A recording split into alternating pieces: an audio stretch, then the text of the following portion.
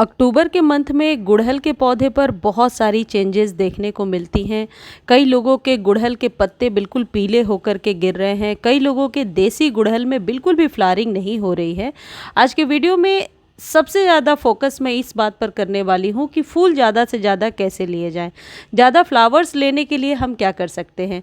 तो ये टॉपिक बिल्कुल फ्लावरिंग को लेकर ही कंसंट्रेट होने वाला है। तो जिनके पौधे में फ्लावरिंग नहीं हो रही है उनके लिए ये बहुत काम की चीज़ होने वाली है। 5 तरह के फर्टिलाइज़र्स मैं आपको बता दे रही हूँ। तो इन्हें आप चाहें तो 10-10 डेज़ के गैप पर मंथ में 3 बार यूज़ कर सकते हैं। इसमें कन्फ्यूज़न वाली कोई बात नहीं होगी कि कौन सा कब देना है। आप अपने सुविधा अनुसार दे सकते हैं जब जो अवेलेबल है आपके पास। गुड़हल के पौधे पर वैसे तो फ्लावरिंग ईजिली होती रहती है, लेकिन जिनके यहाँ फूल नहीं खिल रहे हैं वो 2-3 चीज़ें पहले बेसिक जो होती हैं फ्लावरिंग लेने के लिए वो पहले ध्यान दे लें कि धूप कितनी आ रही है, रूट बाउंड तो नहीं है पौधे में, या फिर आप वाटरिंग कितनी कर रहे हैं।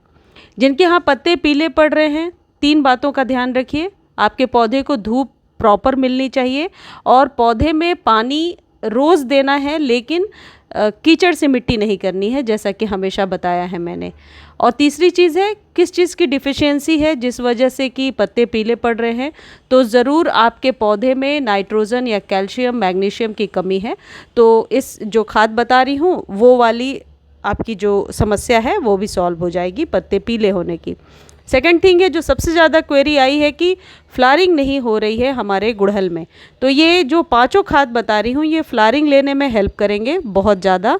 तो आप ये जैसा कि मैं बार बार बता रही हूँ कि सुविधानुसार दे सकते हैं। जिसके पास जो अवेलेबल है वो खाद आप दीजिए। और मान लीजिए कि आज एक खाद दे दिया और अगली बार 10 डेज़ के बाद आप चाहें तो उस खाद को रिपीट कीजिए या न्यू खाद ऐड कीजिए।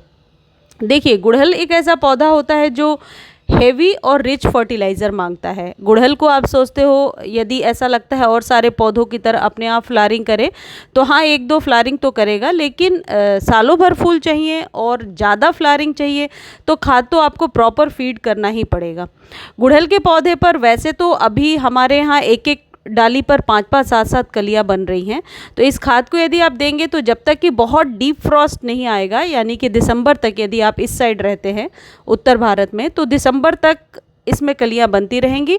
सिर्फ 14 दिसंबर से 14 जनवरी के बीच में मैं देखती हूँ कि गुड़हल का पौधा बहुत आप कह सकते हैं शांत रहता है।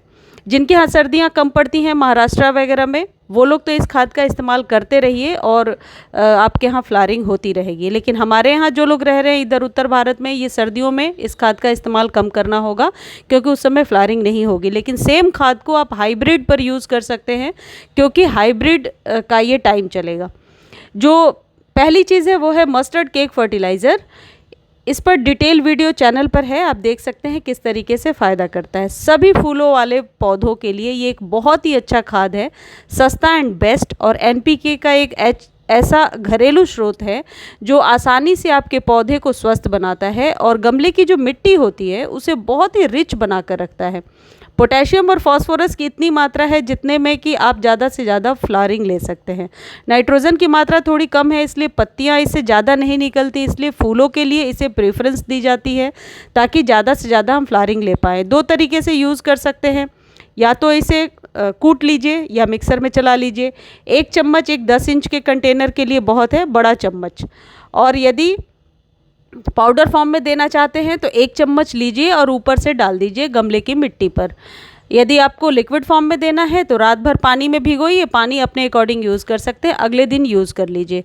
अब पानी वाला मैं ज़्यादा आप लोगों को इसलिए नहीं बताती क्योंकि यदि थिक लेयर हो गया, काफ़ी गाढ़ा हो गया और वो गमले में यदि आपने डाल दिया तो फंगस तुरंत लग जाता है। पाउडर फॉर्म में क्या होता है, फंगस लगने के चांसेस नहीं होते हैं, तो पाउडर फॉर्म में डालिए और ऊपर से पानी डाल दीजिए तो ये बहुत आसानी से रूट्स तक चला जाता है। ये एक ऐसा आप कह सकते हैं अभी सर्दियों के लिए एक ऐसा फर्टिलाइज़र है जो आपके पौधे को निश्चित तौर पर फूलों से भरेगा।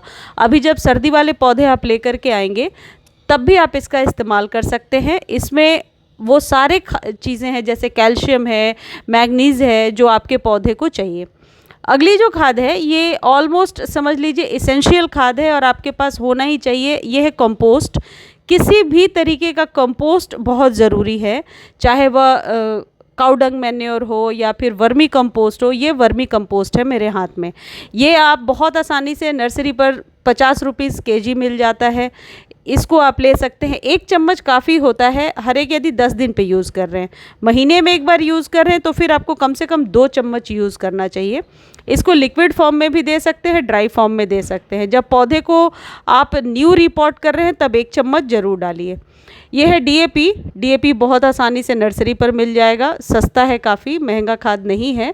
और आपको क्या करना है, आपको आलू, प्याज और केले के छिलके ले लेने हैं और इसे रात भर पानी में भिगो देना है और उसमें 5 दाने डीएपी के डालने हैं एक पौधे के लिए। यानी कि 5 दाने डीएपी और केले का छिलका एक आलू का छिलका और एक प्याज का छिलका। लेकिन जाहिर है एक गमले के लिए आप नहीं बना रहे हैं, ज़्यादा गमले के लिए बना रहे होंगे तो इसकी क्वांटिटी को बढ़ा दीजिए। डीएपी ईज़िली सॉल्युबल नहीं होता वाटर में, तो आप इसे कम से कम 24 घंटे छोड़ेंगे तो ये ईज़िली आप कह सकते हैं पानी में डिज़ोल्व हो जाएगा। अब इसको डालिए और छोड़ दीजिए और फिर अगले दिन 1 लीटर, जैसे ये फर्टिलाइज़र है तो 1 लीटर नॉर्मल वाटर मिला करके अपने सभी फूलों वाले पौधों को दे दीजिए। इससे निश्चित तौर पर फ्लावरिंग होने लगेगी। गुड़हल पर ये बहुत ही अच्छा और बहुत ही जल्दी क्विक रिज़ल्ट दिखाता है। तो जिन लोगों के यहाँ बिल्कुल फ्लावरिंग नहीं हो रही है वो आज ही बनाकर यदि कल तक ये फर्टिलाइज़र दे देते हैं तो 1 वीक में ही रिज़ल्ट ज़रूर देखने को मिलेगा। केले के छिलके में बहुत ही आप कह सकते हैं पर्याप्त मात्रा में पोटेशियम होता है जो आपके पौधे के लिए बहुत ज़रूरी है और मैं टाइम टू टाइम इसका यूज़ बताती रहती हूँ, बहुत लोगों को फ़ायदा भी हुआ है। आलू के छिलके इसलिए ज़रूरी हैं क्योंकि पोटेशियम का स्रोत है और जो ओनियन पील्स है ये एनपीके का एक अच्छा स्रोत होता है। आपके पौधे पर फंजीसाइड की तरह भी ये काम करता है और मिट्टी को बहुत ही नेचुरल तरीके से भुरभुरा बना कर रखता है। ये ध्यान रखें कि अगले दिन बिना नॉर्मल वाटर मिलाए हुए आप पौधे पर इस्तेमाल ना करें, ये प्रिकॉशन ज़रूर रखें। आप डायरेक्टली डालने से हो सकता है जड़ों को थोड़ा सा नुकसान पहुंच जाए। अगली जो चीज़ है ये है कॉफ़ी। 1 चम्मच कॉफ़ी, ये कम से कम 5 गमले पे यूज़ में आ जाएगा। इसको आप 1 लीटर पानी में डालिए और 1-1 कप अपने सभी गमलों को दे दीजिए। यदि आप डायरेक्टली सॉइल में डालेंगे तो थोड़ा सा कॉस्टली हो जाएगा कि सब में यदि हम 1-1 चम्मच डालें तो मुझे लगता है कि रिजनेबल बात नहीं है ये। तो क्यों ना इसे हम थोड़ा सा इकोनॉमिकल कंडीशन में यदि देखें तो ये 1 चम्मच जो है 1 लीटर पानी में डालिए और एक छोटा छोटा कप 5 गमलों को दे दीजिए। इससे क्या होगा कि एक तो मिट्टी बहुत रिच हो जाएगी, पोटेशियम से भरपूर हो जाएगी और यदि मंथ में 1 बार कर देते हैं और फिर 2 बार वो सारे खाद जो ईजिली अवेलेबल है पील्स वाले वो कर लेते हैं तो मुझे लगता है एक अच्छा कॉम्बिनेशन में खाद तैयार हो जाएगा आपके गुड़हल के प्लांट के लिए। इसका स्प्रे करने से बचे, वैसे तो स्प्रे आसानी से हो सकता है लेकिन स्प्रे करने से आपके गार्डन में चींटियाँ बहुत आ जाएंगी। देखिए ये है चाय पत्ती। चाय पत्ती जो घर में चाय बनने के बाद आप फेंक देते हैं उसे अच्छे से वॉश कीजिए और सुखा लीजिए। सुखाने के बाद आप चाहें तो 1 चम्मच 15 दिनों पर एक बार गमले में डालिए या फिर पानी में इसे घोल दीजिए रात को और सुबह उसके पानी को यूज़ कर लीजिए यदि लिक्विड फॉर्म में यूज़ करना चाहते हैं। कोशिश करें हमेशा यूज़ ट्री लीफ ही इस्तेमाल करें। फ्रेश ट्री लीफ में नाइट्रोजन बहुत अधिक मात्रा में होता है और कई बार आपके पौधों को नुकसान भी पहुंचाता है। तो यूज़ ट्री लीफ इस तरीके से यदि आप ड्राई करके रख लेंगे, यदि इसमें अदरक के दाने हैं तो उसके लिए टेंशन नहीं है, अदरक पौधे को नुकसान नहीं पहुँचाएगा। कई लोग कमेंट कर रहे थे कि उसमें अदरक होता है तो क्या करें, अदरक के साथ ही उसे वॉश कर लीजिए। इसे आप स्टोर करके रख सकते हैं और ये आपके पौधे पर बहुत ही अच्छी लश ग्रीन पत्तियों को लेने में हेल्प करेगा। जिनके पास ये नहीं है वो एप्सम सॉल्ट इस जगह पे डाल सकते हैं। धन्यवाद।